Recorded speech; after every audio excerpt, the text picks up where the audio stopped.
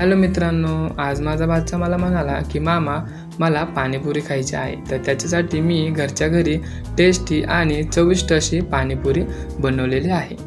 बघू शकता एकदम टेस्टी आणि चविष्ट अशी पाणीपुरी झालेली आहे. तर तुम्हाला पण अशी पाणीपुरी बनवायची असेल तर मला फॉलो करा.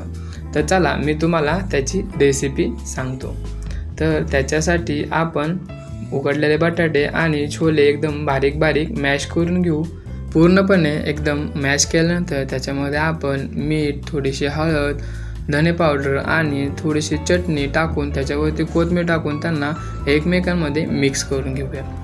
आपला रगडा झाला आहे. त्याच्यासोबतच आपण आता चिंचाचं पाणी करूयात. 1 वाटी चिंच घेऊ, त्याच्यामध्ये 2 वाटी पाणी आणि थोडासा गूळ टाकून त्यांना मिक्स करून घेऊ. तसेच त्याच्यासोबत चुटकीभर चटणी टाकून सुद्धा त्याला मिक्स करून घेऊ.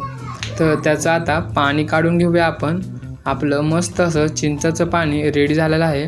त्याच्यामध्ये आपण 1 चमचा जिरं आणि धने पावडर मिक्स केलं आहे. तसंच आता आपण तिखट पाणी बनवलं आहे. त्याच्यामध्ये अद्रक, लसूण, कोथिंबीर, पुदिना आणि थोडी मिरची टाकून त्यांना एकदम बारीक ग्राइंड करून घेऊ.